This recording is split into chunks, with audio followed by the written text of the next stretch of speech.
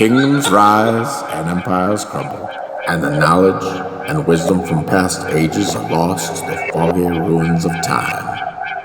But for genuine seekers of truth, one place stands alone on a hill, shining brightly in the darkness. You, dear listener, have reached the Hidden Citadel.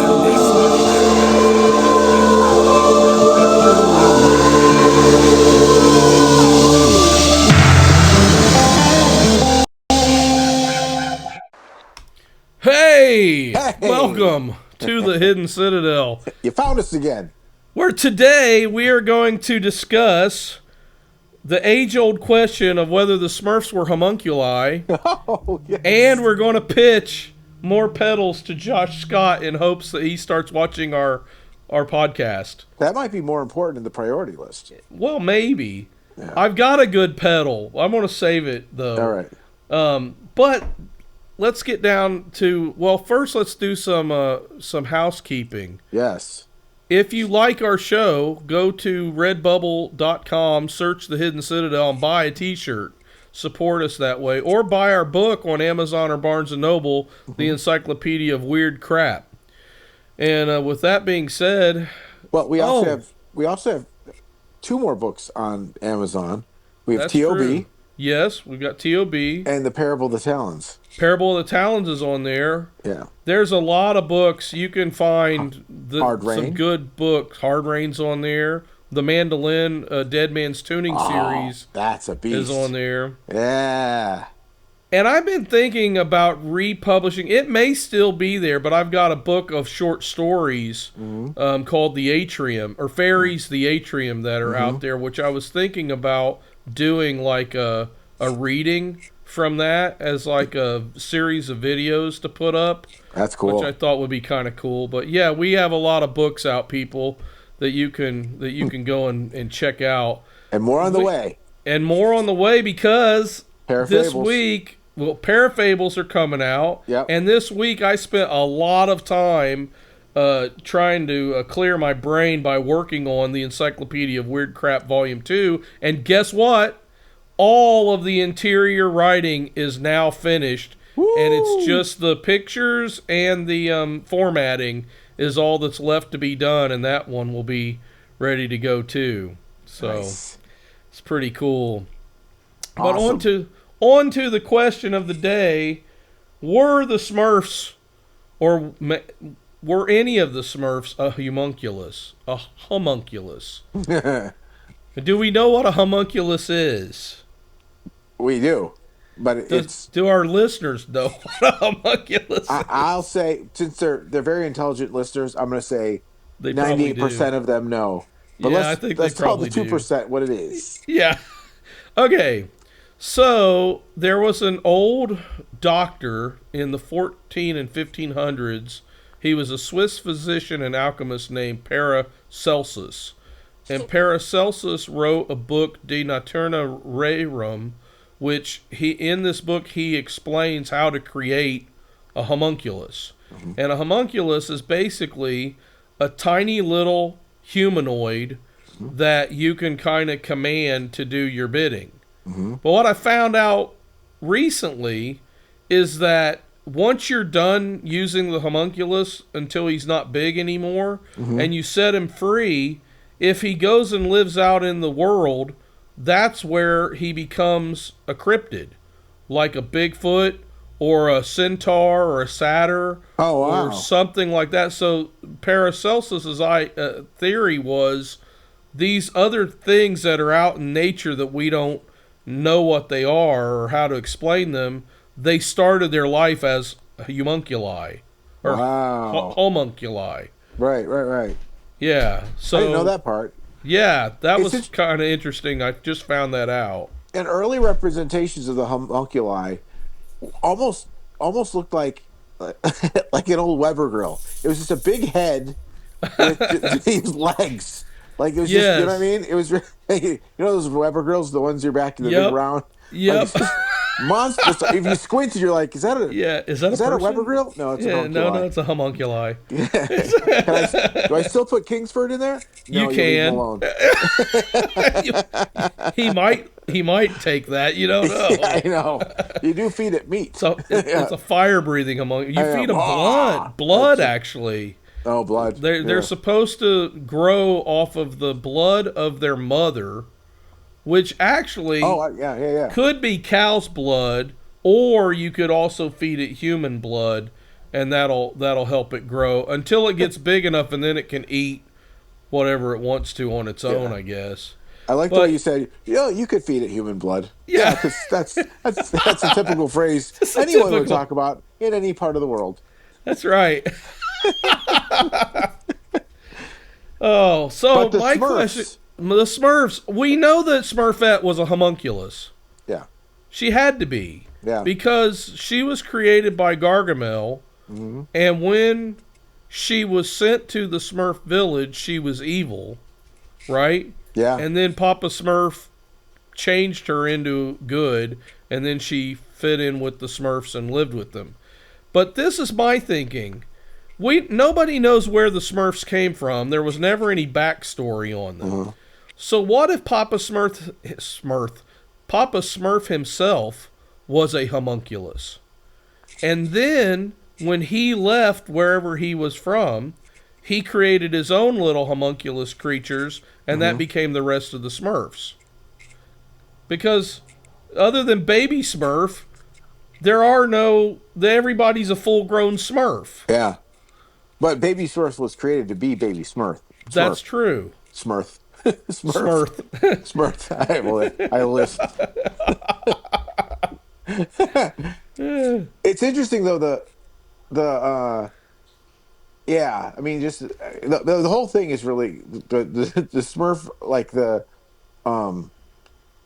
not the projective, but the symbolism with all of them. I mean, even that they live in mushrooms, that they live in there's a lot of little elements in there that is just kind of it's also the strange thing was like how Gargamel created something. It's really kind of like symbolic in a way, strangely symbolic. Like the evil one is trying to contaminate the perfect little society by inserting almost an Eve character. Yeah. That he's thinking will then cause them to err in such a way that he can find them and eliminate them.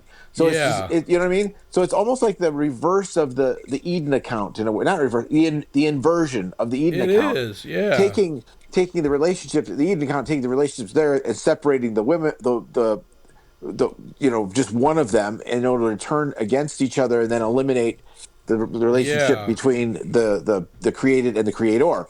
In this case, an evil creator, inverts it in such a way that it's like the demiurge almost. It's another example of a Gnostic tale, really, in a way, and that's funny because when I was a kid, all the people at church were like, "Oh, the Smurfs are evil because they have magic in it," and it's like, but that wasn't the most evil part. The evil part is Gargamel is really a representation of God in a way, and he wants to destroy all of the Smurfs.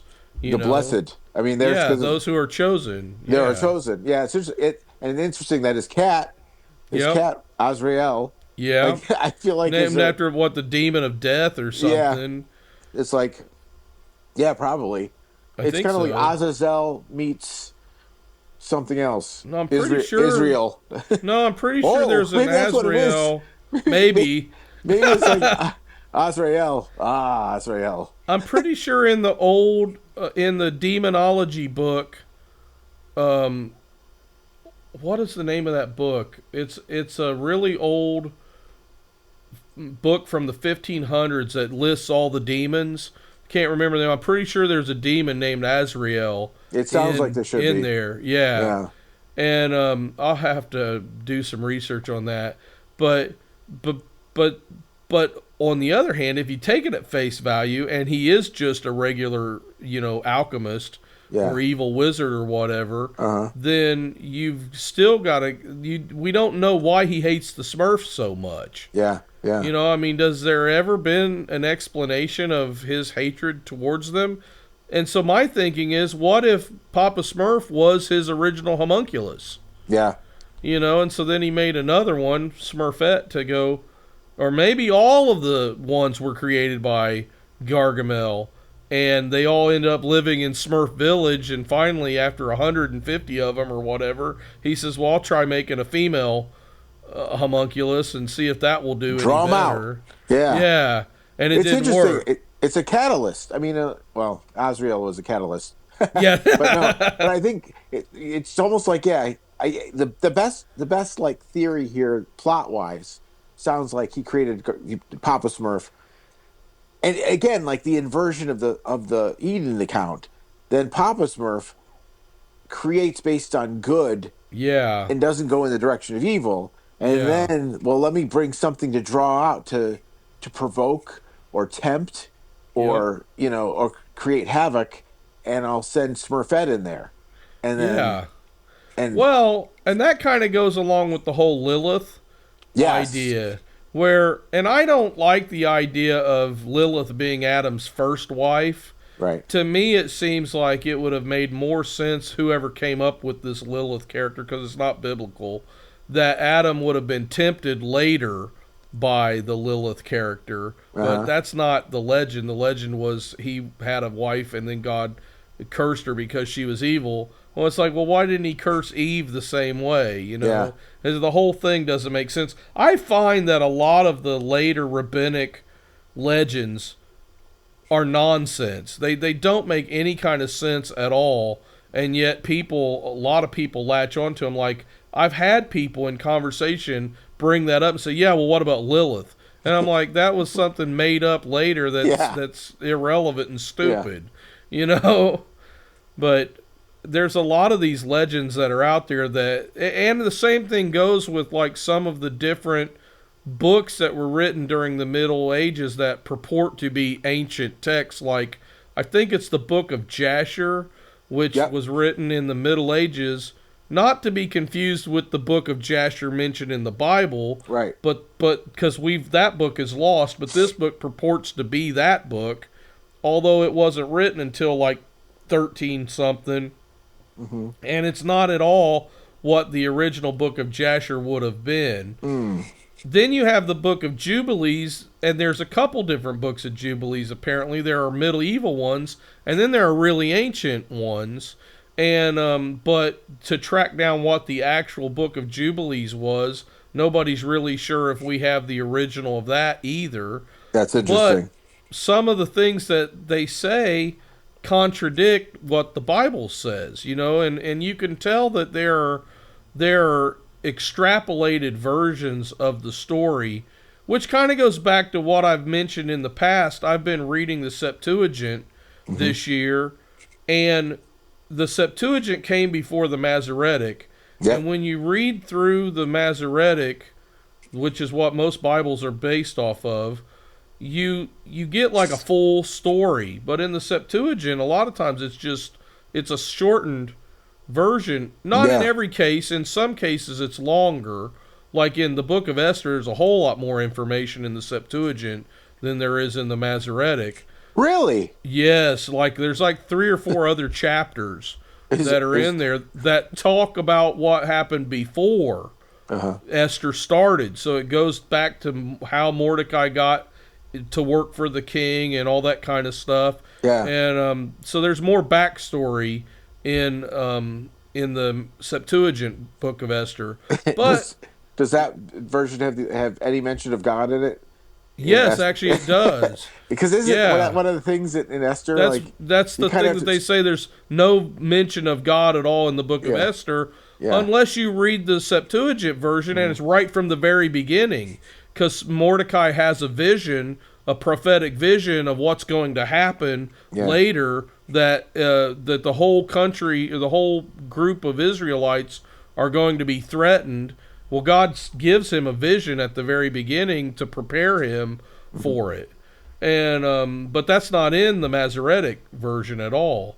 Well, but like when you're reading through the Book of Kings, for instance, or Samuel, Yeah. what you find is it's very condensed. And so, like, it might say, this person went to this place, and then the Masoretic will have 3 or 4 more verses about why he went to the place, what he was doing, what he saw there, and things like that. So to me, what that says is the Masoretic has been altered. It's a scribe version that somebody added their own, thinking into. And it's like, as a Bible-believing Christian, it makes sense to me to want to get back to the original. And the whole logic behind the Masoretic is, well, it was in Hebrew, so it has to be the original. And it's like, no. It's kind of like if I wrote a book in English, somebody translated it into French, and then somebody from another country translated it back into English, but they added their, commentary along with it, which may not even make sense to an English-speaking audience, know? And so it's definitely, I would like to see more Old Testaments that rely a little bit heavier on the Septuagint in there than they do on the Masoretic. That's really it, because Jesus and the apostles were not quoting from the Masoretic. No. And whenever you see their quotes and you go back in the Old Testament and you look it up, you're like, well, that doesn't make sense. Yeah. And that confused me for such a long time until I realized, well, they're not quoting from the Bible that Jesus actually quoted from. Yeah. But when you start reading it in that, it's like, oh, well, that totally that's the exact quote right there. Yeah. So this is really leading us, or perhaps begging, to have Wes Huff on our show here. Oh, that would be awesome. Yeah.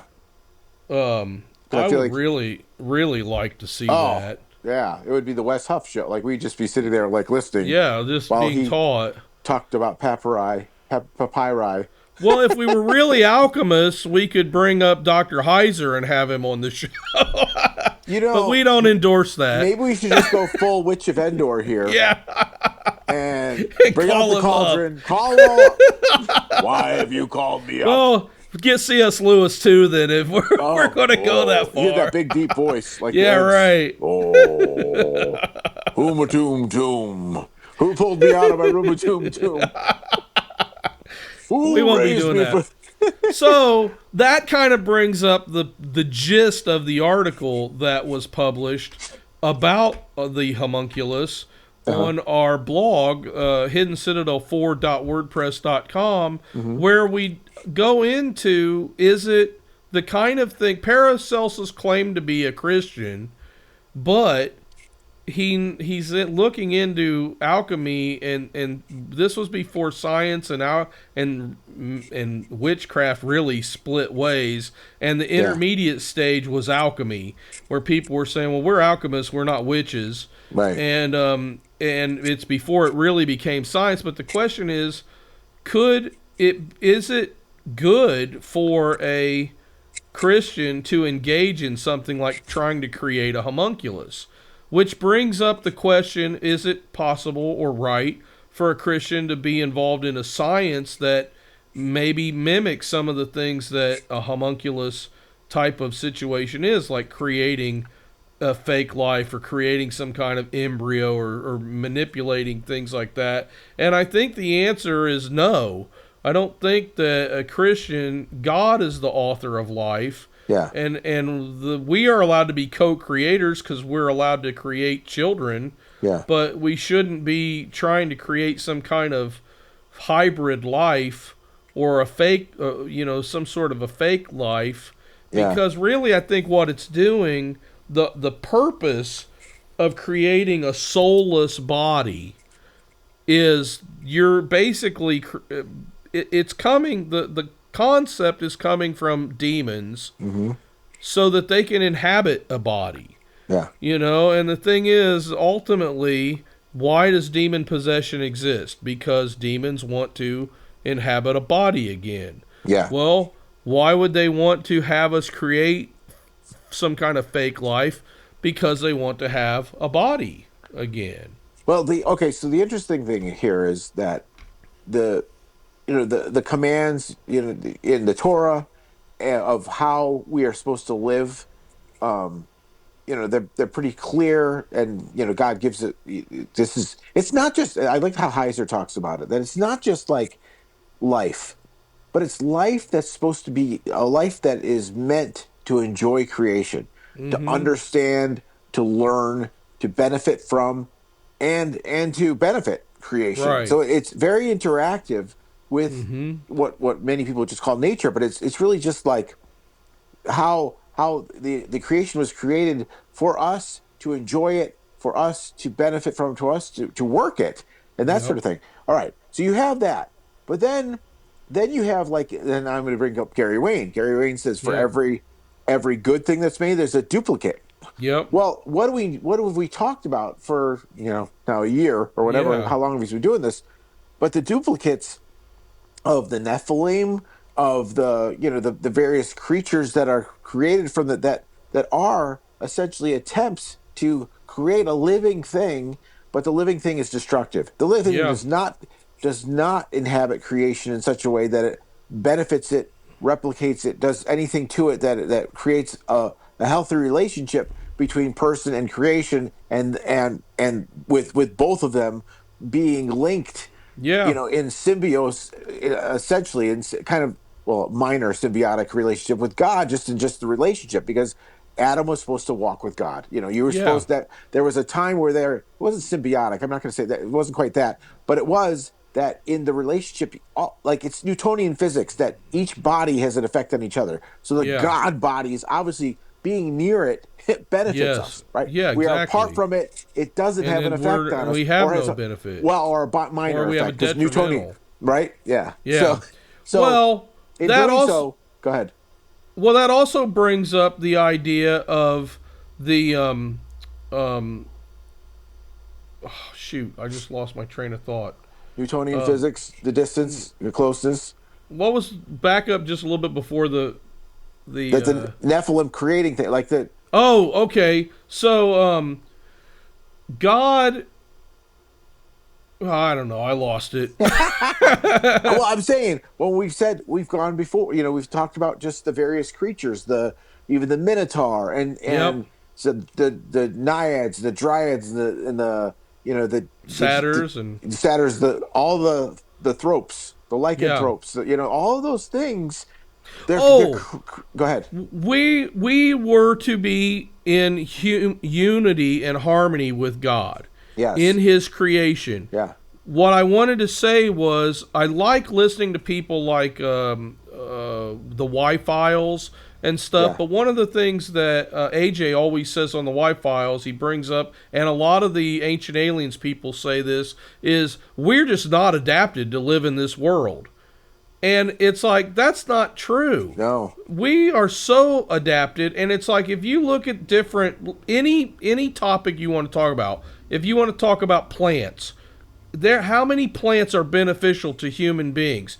Millions of them. Yeah. If you want to talk about air, how is the human being so perfectly adapted to breathe the air on this planet? If you want to talk about bone structure, why are our feet so perfectly made to walk? Like there was a guy that wrote a book called The Barefoot Hiker about how beneficial it is to hike without shoes on. It's like so many of these things, you could just pick a topic, study it, and see how people are perfectly adapted for life on this planet. And it's like if we were brought here by aliens, there's no way we would be as adapted to live on this planet as we are. Yeah, And that I doesn't make mean, any I'm sense. just that's just a couple different topics, but we could just go on and on and on about various topics and why living in harmony with nature is the what we were designed. Well, Whereas now we're trying to live completely not in harmony with right. nature. Well, going back to what I was saying before, that the relationship is we are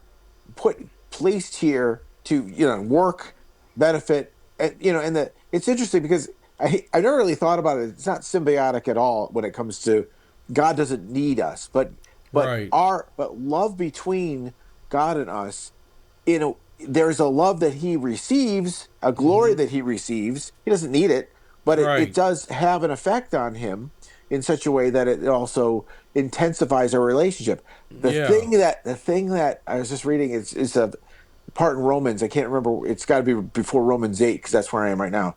But it says Paul says for us to participate in the divine nature. Oh yeah. And that is insane. Is it in Romans? Maybe it wasn't. Yeah. Is it, or is it Peter? No, I think it's in Peter. Oh, maybe, yeah. First Peter, maybe. To participate in the divine nature. That just there's so many layers to that, but you would find that in something that God created. Right. As opposed to the synthetic thing, soulless thing that we would try to create, us not being God, would not have the ability. The result of it would be more chaos than it would be cosmos. Exactly, and that's where this whole alien idea, they're right. They're right that something alien came to this planet and created a life form. Yeah. But the life form it created was the Nephilim. Yeah. And they just were out, their whole mission was to destroy all human life so that the Messiah couldn't be born to redeem people. You know, and it's like that's been the gist right from the get-go. When Satan fell, he had to think of a backdoor plan of how he could get back into God's good graces, and everything has been about that until he realized he had no hope, and then it's all, well, let me just destroy and take down as many people as I can. And that's where all of this comes from. All the witchcraft and the sorcery and the hidden secret societies and their philosophies and the ecumenicalism of every religion and all that kind of stuff. It's all leading people away from the one plan that God came up with. Yeah. And that's why if you're building a building, you don't take 50 different building plans and say, okay, guys, here you have this plan and you have that plan and you have this plan and the bricklayers have that plan and the plumbers have this plan. You don't give everybody a different plan and say, okay, build the building now.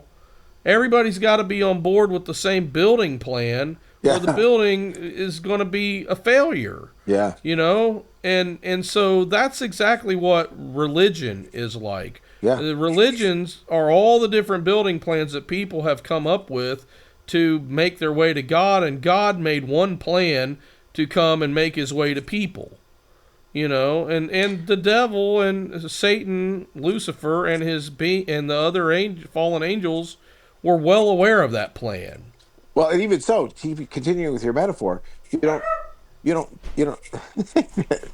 Nice job, monkey. Yeah, that was the Homunculus. The monkey, nice. Along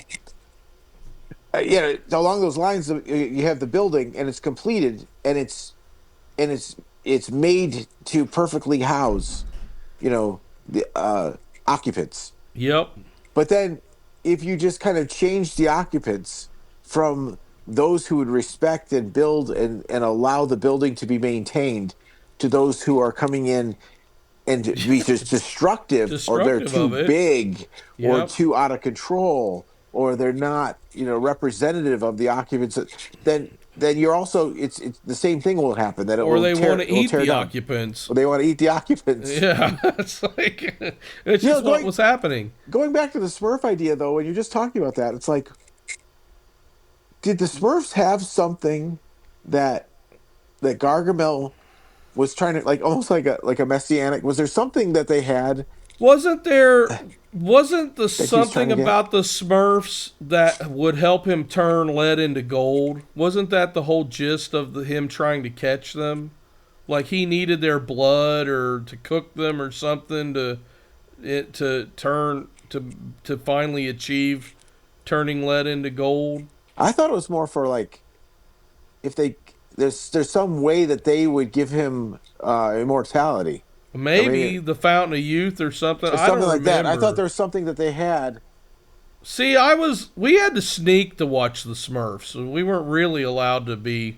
So I don't know the whole Smurf story. Because they were evil? Because they were evil. Wow. See, we weren't allowed to listen to any of the music you like. Back in the 80s. Yeah, we weren't allowed to. Yeah, right. We weren't allowed to watch the Smurfs. Yeah, there's just so much stuff that our church, our church, when my dad was a kid, it was against their bylaws to even own a TV or to read a newspaper. So they were really strict. It was the Pilgrim Holiness Church, and then when the Pilgrim Holiness Church disbanded, they became a Nazarene church, but they still, a lot of those people were from a Pilgrim Holiness background, so it wasn't like your normal Nazarene church. These people were like ultra, super like holiness or hell kind of people. If you sneeze the wrong way, you may end up in hell kind of a thing. It was bad theology in a way. Yeah. But there was a lot of good about it because there was a reverence and a fear for God that is completely lost nowadays. I mean, you don't lose anything with that. I mean, no. You can in a way, like your children will suffer from any kind of ultra super holiness thing where you think you can attain a type of holiness. It actually becomes you're working for your salvation. Right. And so that's true. So I see the downside of it because people would get up and testify and say things like, well, I've never gone into outright sin. And it's like, you were born in outright sin. It's like you don't get it, And right. Yeah, it's just like I don't know what that means, It sounds like peripheral sin. Like outright really means blatant. Yeah, basically. But I've accidentally stumbled into some sinful things. Geometrically, it sounds peripheral. It's out and it's right. Yeah, right. Or you would get into the people that are like, bless God, I am saved and sanctified. I don't even think sinful thoughts anymore. And it's like, you're a liar. Yeah, you're thinking, that's pride. And that's a sin. Bunch of lions. Yep. So I'm like, it was in some ways, I struggle still because I struggle between the idea of a loving God and a vengeful God.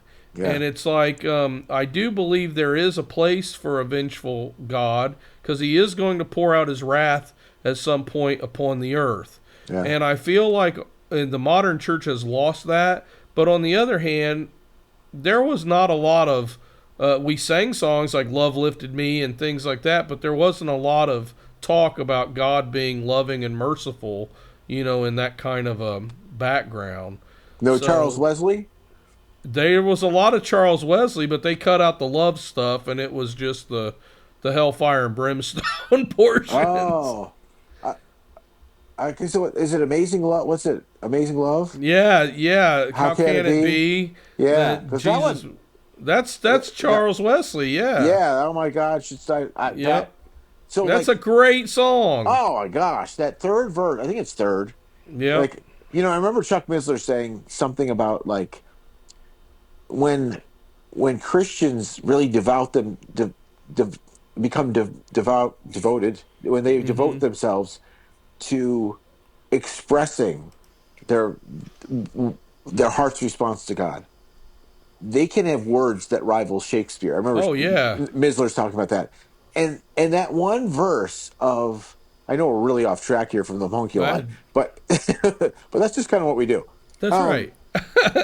But when Charles Wesley says, "Long my imprisoned spirit lay, fast bound in sin and nature's night. Yep. Thine eye diffused a quickening ray."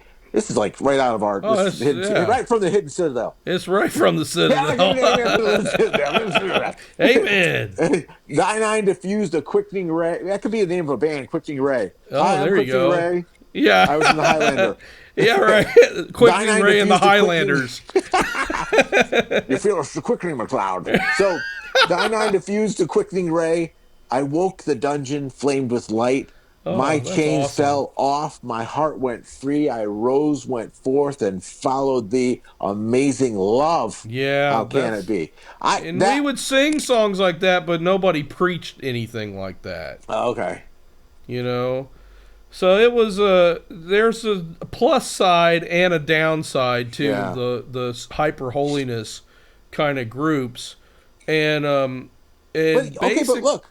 it's interesting though, because all right, symbolically, or this is where like projective psychology becomes kind of entertaining Okay. or true. But what did you do there? You took the creation of what you've done, of what the understanding of God's holiness and what is in Scripture. Then you synthesized, which comes from the same word as synthetic, which Yep. means creating another version of, right? Yep. That's not from the original, but of what that could possibly mean. Now, the result wasn't bad, but No. the result had an emptiness to it that the original does not have. Right, but on one hand, I can kind of say the result could have been bad because it really pushed a lot of people away. Yeah, So, like, a lot of people would come and get saved at our church, yeah, and then they would fall away at some point because they're like, well, I can't live up to that kind of standard. And then they would just stop going to church at all. yeah, And I yeah, saw there's like a handful of people I can point to, I can think of that's what happened. And it's like, and that's really bad because when yeah, ultimately you're just driving people away from the church because they can't live up to this weird standard that you've created about not drinking Coke and not, watching watching TV TV. and not reading a newspaper. It's Yeah, like, and wearing your hair a certain way and wearing certain types of clothing. yeah. It's like, it's not. But the weird thing was, there were a lot of strange holiness groups in Indiana, in the part of Indiana that I grew up in. So it wasn't just that this church was like that.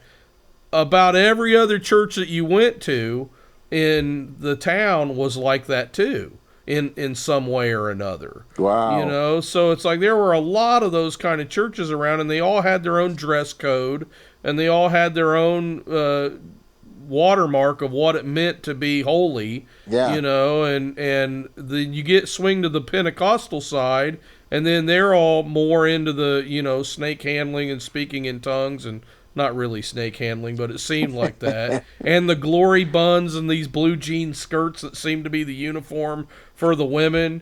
And then you get over on the Glory other buns? side. Oh yeah, their hair. You couldn't cut your hair, so you had to wrap your hair up in a bun, and they called it a glory bun. You're not aware of this stuff. No, it's like God's Bakery, like Yeah, this is like I'd like a glory Mormonism or bun. something. It's weird, Glazed. Yeah. And you don't know about the blue jean skirts? Yeah, I've heard of them. Yeah, that's a very Pentecostal thing. Yeah. And then you get into the swinging the other way with the Baptists in my town. It was like they might as well have been Catholic because the Catholics were like, we go to church on Christmas and Easter and that's about it. And the Baptists went to church every Sunday, but they didn't live like it when they left. And so it was like, it was a very strange religious environment to kind of grow up in. Were those Glory buns? Yes, they were very tasty. were those the little holiness cluster churches? Were they like more like fortresses where they don't go to those other guys? They didn't that work was together. a thing too. Like we would go to revival meetings, and they would preach for an hour and a half about, those Baptists are all going to hell.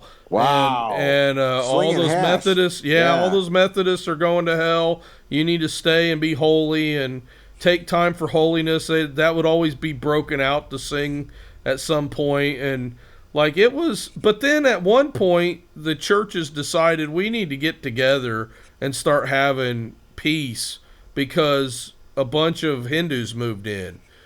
And they didn't know how to deal with that. That's like an inoculation. Yeah, It's like, right. Like everything was fine until an antibody came in. Exactly. Now we have to like kind of like And so they were like, get everybody wait a together. minute. Yeah. What do we do now? So now they started having community meetings where all the different churches would get together and have a Thanksgiving service or an Easter service or a Christmas service. And that was actually really nice for 10 years or so. Yeah. And now what's funny is an entire community of Orthodox Jews from New York bought the rest of the town's property and built up their own community. And now there are more Orthodox Jews that live in my hometown than anybody else. And it's like I go back there and I'm like, I feel like I'm in Muncie, New York. This is not Muncie, Indiana. This is really strange.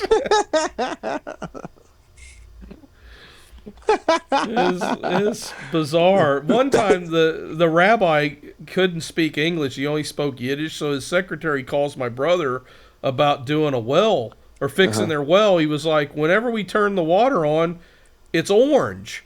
And my brother's like, yeah, it's because we have iron water out here. And they're like, well, it has to be pure water for the what's it, the vikma or The mikvah, yeah. Mikvah. Yeah. For the mikvah, and they were like, it has to be pure water. And my brother's like, it is pure water. It's just got iron in it. And they're like, no, that has to be filtered out. And he was like, okay, well, I can put in a filtration system for you. Yeah. And they're like, well, okay, that sounds great. How does it work? And he was like, well, we put a filter on your well, and it, cleans it. And they're like, so does it run like all the time? And he's like, yeah, it just plugs into your electricity. No, we can't have it run on the Sabbath. On Sunday. Not on Saturday. And he said, well, where did you get your water before? And they're like, well, we lived in New York City. And he said, okay, you were getting your water from a filter in New York City that was running on the Sabbath. Yeah. And they're like, we were? And he's like, you had to have been. You couldn't have gotten water. Yeah. In fact, you have to have something running, or when you turn the tap on, it's not going to work. Yeah. You get nothing out of the tap. They couldn't understand the concept of that has to be running or you don't have water, period. So we're still back to that homunculi projective kind of symbolism, semiotics, whatever you want to call it, where we're talking about I think in rhetoric it's called synecdoche. We're talking about one thing, but it really relates to a bigger picture here. Yep. And it comes to really, all right, so you had the Jews are given this understanding, and they create a kind of almost a workspace understanding of, no, we're not supposed to do it on the Sabbath. Yeah. And then they create like a cheat. Yeah. So it makes their own version of it, which still then, because we can look at it and go, this is absurd, it kind of empties itself out of its genuine, its authenticity. Yeah. That sort of thing. One of my interns is Muslim, and she's celebrating Ramadan right now, and she's talking to me, and she brought in a bunch of stuff that she baked. I'm like, this must be hard for you. She's, well, it's just it's just from sunrise to sunset. Then we can gorge all we want. Yeah, which is right. Really funny because you're defeating the purpose. Well, and she's saying it's just, and she's talking about how there's cheats within that there's some that will move or try to spend spend Ramadan in like Alaska or some place where it's just very and little daylight. Isn't it funny how the idea of holiness really is that you are so hungry for God that you're just same thing with fasting. You're so hungry for God that you can't even think about food. It's like a grieving kind of a thing. Yeah. And yet people want to manufacture that, and they're like, well, this guy was so holy that he fasted for 40 days, so let me do that. That's the word, manufacturing. It comes back to that Paracelsus. Paracelsus. Yeah.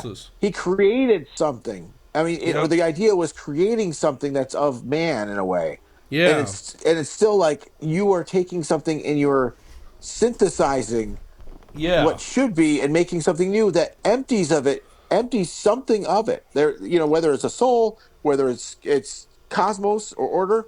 Yep. Whether it's goodness, whether it's authenticity, whether it's kind of spiritual intensity, because we've been talking about spiritual diminishing, of sorts, because there's just some traction that happens over time when holiness is imposed rather than experienced or be made into an abundance. If it's not growing, then it's diminishing. So anytime there's a synthesis of sorts.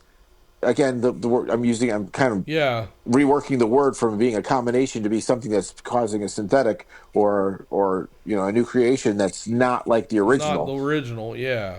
or as Gary Wayne would say, the duplicate. It's You a know, duplicate. as you're It's a moving away from, doppelganger. yeah, as you're Would be a better way of doing it. yeah, Because the doppelganger is the evil version of the good, of you, basically. yes, yeah, There are a lot of homunculi creatures throughout the world too.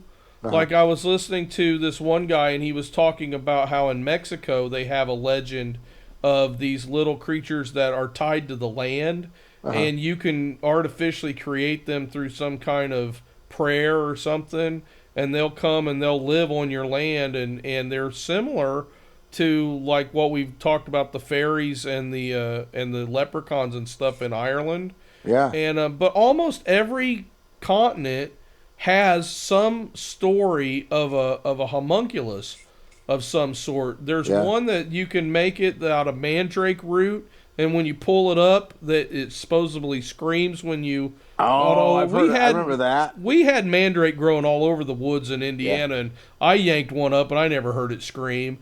But but anyway, It said my name, but it never screamed. It screamed. It just said, "Hey, how are you? Hey, Willie, how are you? Can you put My me back name's down?" Yeah. You just pulled my hair. Yeah, so I put him back down. He was fine. My name's Drake. Yeah, right. I'm Drake. But then Faust, we always talk about Faust, and apparently at the end of Faust, in the second part, a character named Wagner creates a homunculus in a flask. And then there's, even in Greek mythology, there were kind of homunculi. And all the way back to the early Arabic, like the pre-Islamic Arabs, had stories of these homunculi type of creatures. Yeah. And, I mean, but all over the world, there's so what I'm thinking is, deep in the roots of time, way back to the witchcraft and the sorcery of Semiramis and Nimrod, there must have been some sort of homunculus, spell that they were working on, or maybe the ancient Egyptians, somebody from way back at the dawn of time came up with this, or it wouldn't be so widespread. I mean, even in Doctor Who, Tom Baker's Doctor Who, which was my favorite one, they fought the Peking homunculus, which was from the future. And it's like, this is a prevalent theory, thought that has just been stirred up again and again and again throughout time and cultures, that there's some way of creating an artificial thing to do your work for you. And it's so interesting because I remember Wes Huff was talking with Joe Rogan, and they were talking about, and we talked about this, I think, one or two podcasts ago, but he was talking about that, the crucifixion itself, or no, the resurrection was not as much as the issue, because in a lot of ways, and you kind of see that in the New Testament, a lot of the ways, supernatural was not that uncommon. Right. That it was not something that really surprised a lot of people. In fact, they were expecting it. Well, they were expecting it because, I remember even Paul was talking about, like, the Jews are often convinced by way of arguing, where the Greeks want to see signs, right? Yeah. Or one or the other, one of the two. It was the other way around. The other way around. Okay. Yeah. But okay, so wanting to see signs is not like surprise me with signs. It's do something better than the last guy, and the last guy did something supernatural. Yeah, and are you better than Moses? Well, if you're not doing better than what Moses did, then we don't care about what you have to say. But when we read the scriptures and we see a guy just lifted up, here, give me your hand. He stands to his feet and he starts jumping around. Yeah. We go, are you kidding me? And you can't believe from that? Well, if it's something that you see, not that, I mean, it's here and there. Well, because they had their expectation that the Messiah would take the yoke of slavery off of them. Yeah. And they would be free. I watched a video today about the life of Alexander the Great. Oh, and I've heard about that. Yeah. Man, he was a prototype of the Antichrist. Yes. He really was, and he thought he was the son of God. A Nephilim, yeah. Yeah, and it was like, this guy, we should do a whole show on that, I think. We should. I think that would be good. I think we should do a part 2 on some of the other homunculi, that are out there in the world, because we could go into that, each one of these little things forever, and talk about them. But Alexander the Great is definitely a prototype of the Antichrist, of what I think the Antichrist is going to be like, and that would be a fascinating topic. But now we're getting down to the wire. We are, because I think you have to go. So I've got to go because I've got a concert to go what to. was the? Oh, speaking of concert, was the song, the Smurf theme? Was that like Rachmaninoff? Like, what was that? No. Yeah, but was it? I don't know. Or dun, dun, dun, dun, dun, dun, dun, like which one Oh, was it? really? Oh, That's the Smurfberry Crunch. That was a cereal. But like which? But that's Carl Orff, wasn't it? Or no? Oh, okay. No, not Orff. That's Carmen. Who's the guy that did the William Tell overture? I think it might have been. I think the one you just sang for the Smurfberry Crunch was that guy. But all right, da, da, da, da, da. I remember Frank Zappa saying, "Are you kidding me? Classical music has come down to the Smurfs." Yeah. But is it Rachmaninoff? Well, Bugs Bunny. What is it? It probably is. It sounds Russian to me. Yeah. Could be Tchaikovsky even. Is it Tchaikovsky? Or Mussorgsky maybe. No, it wasn't Mussorgsky. I would know that name. Yeah, I like remember Mussorgsky's my Zappa favorite was, composer. Zappa was so mad. It probably was Rachmaninoff or Rimsky-Korsakov maybe. It's but so I think funny it was a Russian. Well, it should have been B.B. King. Do you know why? It should have been, yes. Because he the had Smurfs the blues. are the blues. That's right. That's it. It's getting harder and harder to set up a joke with you. I know. So what's you his catch him name? early.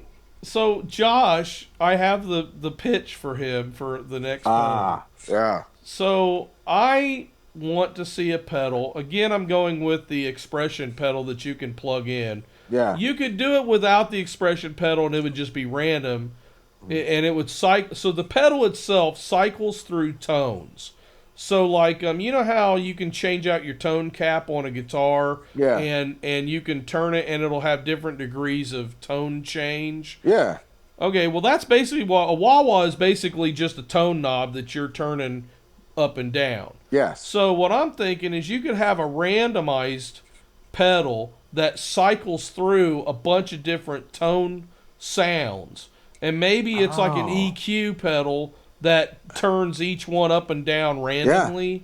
Yeah. And then you could attach an effects or an extension pedal, expression pedal into it, and then you could control it like it's a wah. So every time you're wahing it, it's wahing, but it's changing every single second or millisecond. It's changing, or you could even adjust that. Maybe there's a knob to adjust how fast it changes, but it's sweeping through the 32 or 64 or whatever tone sliders that would be on a graphic equalizer. So that way it's constantly wahing a different tone that way. That's cool. I think it'd be a really cool pedal. Wait, what's the name of it? Because this is the key.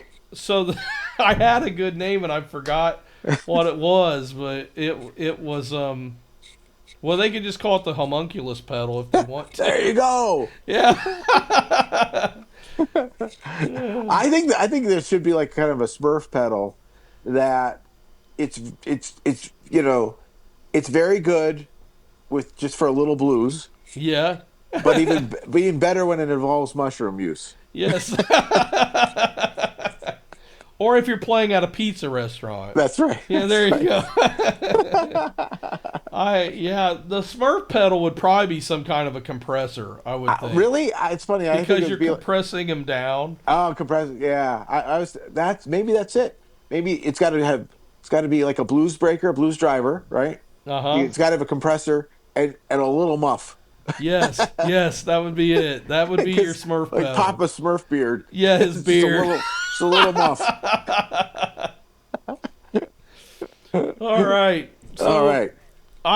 That's it, guys. I hope you enjoyed today's crazy jaunt down the every expressway Hidden Citadel path. That's right. One more time, buy our book, The Encyclopedia of Weird Crap. You can get it at Barnes & Noble or at Amazon.com. Check out our blog at hiddencitadel4.wordpress.com. And if you really love us, go buy some t-shirts at redbubble.com. Type in the Hidden Citadel and you will find all of our shirts there. So until then, stay in the Citadel, people. Because night is coming.